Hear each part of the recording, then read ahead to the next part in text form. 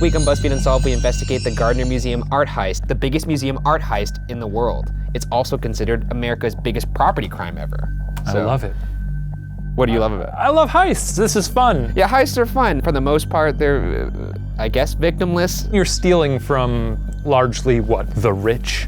I suppose, yeah. I People guess. who own a lot of marble and oil paintings. Yeah, whatever. Steal from them. I don't care. And there is like a weird impulse to root for the robbers, and Yeah. I don't know why that is. It's fun. Well, we'll see who you're rooting for in a second. Let's get into it. Oh shit. Built in 1901, the Gardner Museum houses over 15,000 pieces of art collected by the late Isabella Stewart Gardner. And on March 18, 1990, the museum fell victim to a historic heist. Though only 13 pieces of art were stolen, the combined value is worth over $500 million. Ironically, at the time of the robbery, the museum was in the midst of updating their outdated security. I can't imagine if I was upgrading my home security and in the couple days that I was doing it, my house got robbed. That happens.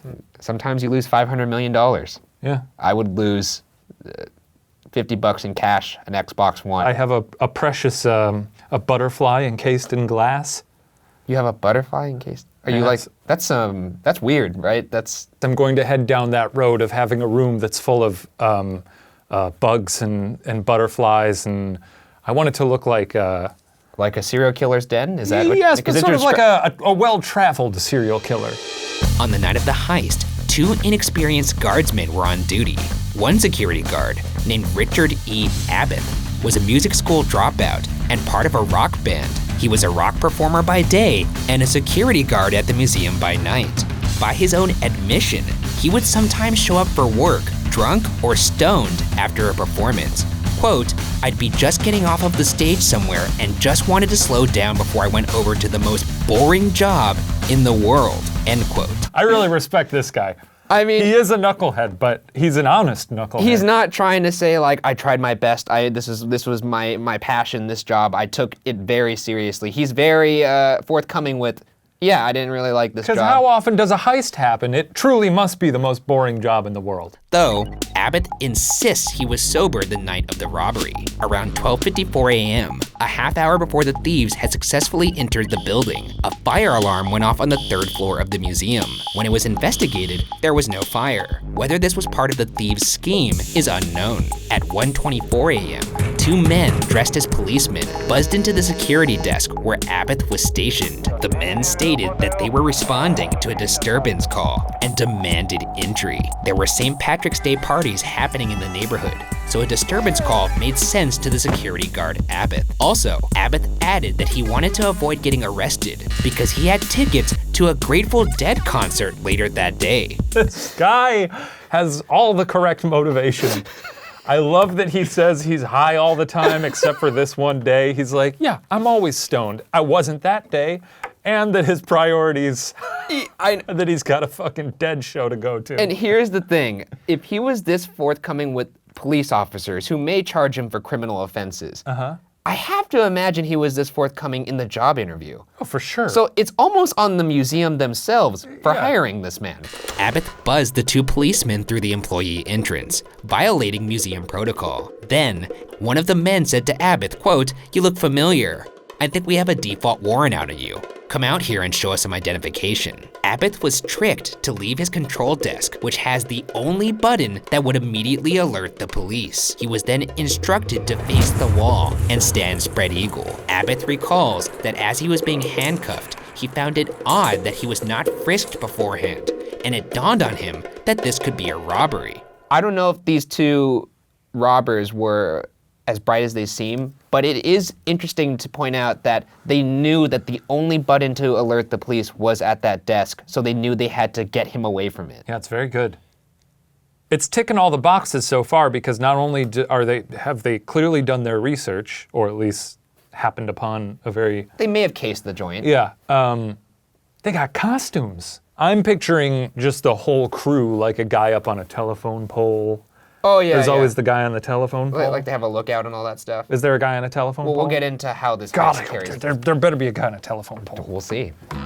At this time, the second guard arrived and was also arrested. The second guard asked why he was being arrested, and the men replied, "You're not being arrested. This is a robbery. Don't give us any problems, and you won't get hurt." The guard responded, quote, "Don't worry, they don't pay me enough to get hurt." I'm not taking a bullet for some rich person because they wanted to jaunt around the world and have their art shown. I'm just realizing now how fun it would be to bond with the robbers. I'm kicking back with these guys. The heads, hands, and feet of the guards were tied with duct tape. Motion detectors in the museum show that the robbers then went to the second floor and split up, removing various pieces of art from the walls. During the heist, an alarm went off. It was meant to alert guards that someone had gotten too close to the artwork. The robbers found the alarm and smashed it. Okay, so this is why the security in the building was flawed. The alarm just goes to the guards, and the only way the police are alerted is because As if the guards press a button. Press the self-destruct button. So maybe have more than 2 guards. They had a security advisor come in and be like, "You got to change everything. You got to have a control room where the guards are sitting in to have access to all this stuff." And they're like, I guess they ignored it for a while. Yeah. And when they finally decided to Oh, what are you, some kind of security expert? Yes, I am. At 2:28 a.m., the robbers returned to the security counter. They made a second check on the guards in the basement. They then removed tapes that captured their movement outside the side door and in other places in the museum. After 13 minutes, they readied for their leave, taking the art to their vehicle in 2 separate trips. There were witnesses who recalled seeing the thieves near the museum sitting in a red hatchback. A hatchback? Yeah. What's wrong with that? This all started out with the costumes, and I thought we were gonna tick all the heist boxes, you know, like a big rendezvous, maybe a helicopter, some kind of a point where they rip their mustaches off. Getting away with $500 million is disappointing to you. It's still very impressive. There you just heard it here first. You get away with $500 million, that's cool, but if you don't do it with some pizzazz, Shane is disappointed. How hard is it to rip off a mustache? Oh I mean, they even had a moment, a really badass moment, where he said, "We're not arresting you. We're robbing you." Of the 13 items taken, noteworthy pieces included 3 Rembrandts and, bizarrely, a gilded filial eagle from a Napoleonic banner outside the tapestry room. They tried taking a 4th Rembrandt, but it was apparently too hard to remove. Skipping to about 4 hours later, sometime between 6:45 and 8:16 a.m., the 2 morning shift guards showed up to work, unable to enter the museum, prompting the deputy security director to call the police. At 8:30 a.m., the police showed up and discovered the 2 night security guards handcuffed in the basement. Despite wearing gloves, which prevented leaving fingerprints, the thieves didn't cover their faces, which let the guards get a good look at them. However, the security guard Abbott could not recall what the men looked like when asked by the Boston police. Abbott recalls that the police sketch, quote, "was awful," end quote. Though, in 2005, Abbott mentioned, quote, "one of them looked like Colonel Klink on Hogan's Heroes. That's all I can remember," end quote. Hogan's Heroes. Yeah. This guy's the best. He seems like the most over-the-top cinematic security guard in history. Yeah. Like, I couldn't write this man. No, he's a cartoon. Some wonder why the thieves left behind pieces that were clearly worth more, like a Michelangelo and a Titian. And why did they spend so much time trying to take such an obscure object as the filial eagle? I always wonder, what do you do with it? The art Yeah. itself? Yeah, because it is hard to You sell them in the black, it. you can't just pop on eBay.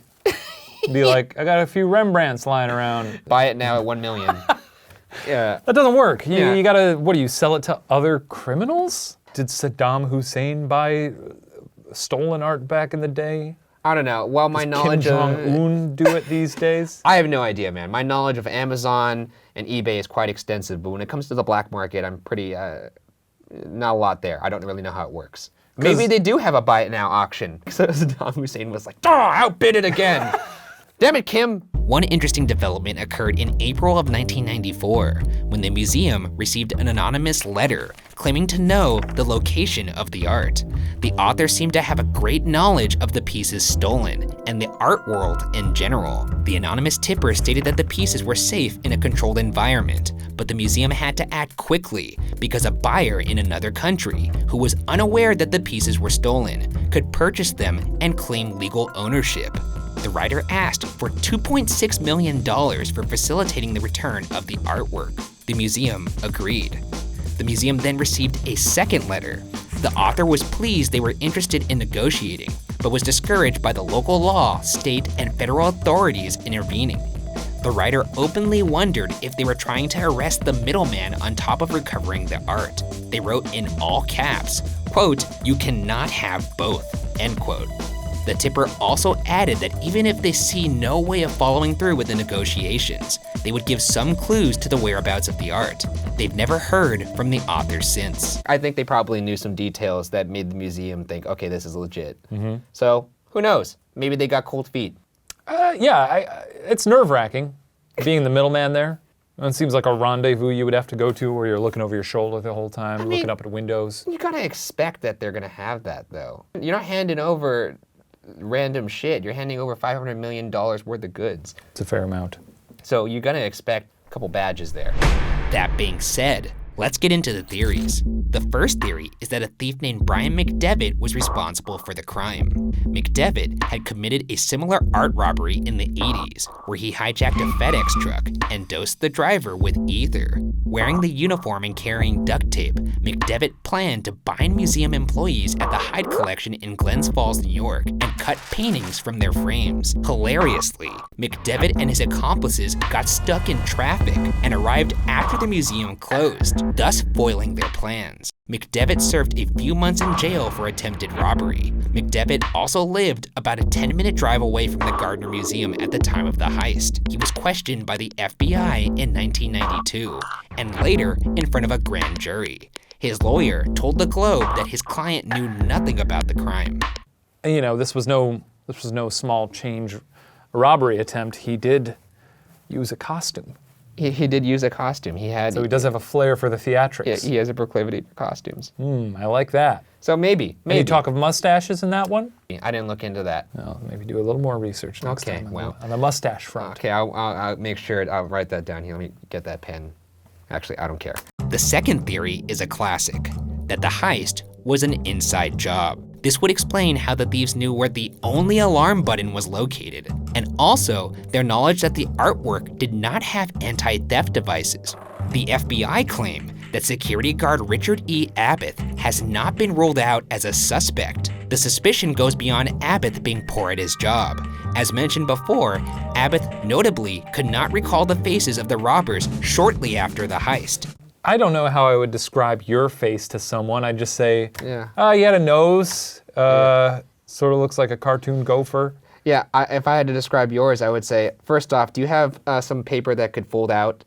Because you're gonna need a lot of real estate to cover this guy's head. Yeah. It's huge.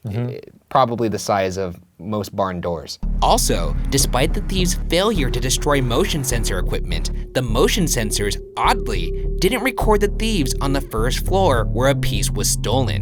But that same equipment picked up Abbott's round in that room before the thieves arrived. Abbott also broke security protocol by granting the disguised policeman entry. Museum policy prohibits letting unauthorized personnel, even police, from entering the museum. Abbott states he was unaware of this policy. Yet, this wasn't the first time Abbott had broken protocol. At one of the museum's New Year's Eve parties, Abbott snuck in some friends, which to be fair, seems fairly innocuous. But that doesn't apply to his third break of protocol. A video released 2 years ago shows Abbott letting in an unauthorized visitor the night before the heist. Law enforcement officials believe this person may have been scanning the area for a dry run. Abbott says he does not remember this visitor, despite being caught on tape. Nonetheless, in 2015, Abbott stated in an interview that he's still angry about that night. Yeah, it's fishy. That's something you would remember. Even if you're sort of intoxicated or out of your mind, I imagine he wasn't on the job and so high or drunk that he's blacked out. Yeah, Otherwise, why are you even going into work? You also said it yourself too, how much activity you have at this job at the night shift at a museum. Yeah, nothing's happening. How many times are you getting up other than to go pee and get water? I think you would remember, oh yeah, I let that dude in. Right. I like that this might be a sort of a Kaiser Sose situation, where he's like this stoned hippie who's like, I don't know, man. And then he starts walking down the street and his posture just straightens up. Oh, yeah. He walks home to all his beautiful art. Yes, they've fallen for it. Yes, look at my beautiful collection. The third theory comes from Dutch private investigator Arthur Brand, an expert in international art crimes. In his impressive endeavors to recover stolen art, Brand has posed as a Texas oil millionaire, a representative for sheiks and princes, as well as a general criminal. In one instance, he negotiated with criminal gangs to recover $25 million of artwork. So, you get it. The Impressive. guy gets the job done. Yeah. Unlike our boy Cece, who went to go get the job done and then became a job himself by going missing. This man. Don't worry, CC's on the case. Oops, I've been murdered. Someone come find me now. Don't worry, help has arrived. Help! In 1991, about a year after the heist, Arthur Brand acquired images of the stolen artwork in storage somewhere in Holland. In 2010, Brand heard that the pieces were in possession of a member of the Irish Republican Army. After working on the case with the FBI for roughly 12 years, Brand theorizes that the pieces were originally stolen by small-time thieves who sold the pieces to US gang members, who then, possibly in the mid-1990s, shipped the pieces off to Ireland to some top-ranking Irish Republican Army commanders. Brand estimates that he can get the pieces back in a matter of months. He will not give details as to why, but believes that the investigation and leads are, quote, making the haystack smaller, end quote. FBI spokeswoman Kristen Satera stated, quote, the FBI believes with high confidence that we have identified those responsible for the theft, even though we still don't know where the art is currently located. It's not just that they made off with a lot of money, right? Yeah. But if they stole precious Rembrandts, Yeah. that's lost For the culture. for the culture. That's Yeah. like someone stealing every copy of Forrest Gump. Yeah. You can never watch Forrest Gump again. I love it that they got as theatric as they could. Would have liked some mustache, obviously. You wanted we've a guy covered on the that. light on the telephone pole. I'd like a guy on the telephone pole. But I like that they got in there. They essentially, no victims here. Yeah. Aside from the rich people they stole from, which, hey, look, steal from the rich. Do it. You're a Robin Hood. Be Robin Hood. Who do you think did it? What's your, I think it had to be an inside job. yeah. Mainly because knowing that button, which I guess is kind of like something you would assume anyway, there must be some kind of master control button, but knowing exactly where it is, I guess you would guess it's on the control desk. But knowing that they were in the midst of updating security and that there was someone who was let into the museum, unauthorized, through a door you're not supposed to go through the night before, on tape, and the motion detector not really going off. Very fishy. It definitely seems like something that would be an inside job, and it wouldn't even be that hard because no one seems to be paying attention in this museum. Well, if you got any tips, email them to us, and we'll pass them along to the proper authorities. Yeah. Anthony Amore, the director of security at the museum, commented that stolen pieces are either recovered soon after the crime or about a generation later. For many years, the museum was offering a $5 million reward for information that could lead to a return of the artwork in good condition. And the offer was even doubled to a $10 million reward for a short period, but expired on December 31st, 2017. The statute of limitations for the prosecution of theft passed in the mid-1990s. In 2005, Boston's U.S. attorney said he will not prosecute whoever comes forward with the paintings. Whether that day comes remains to be seen. But for now, the identity of the burglars and the location of the stolen Gardner Museum artwork will remain unsolved.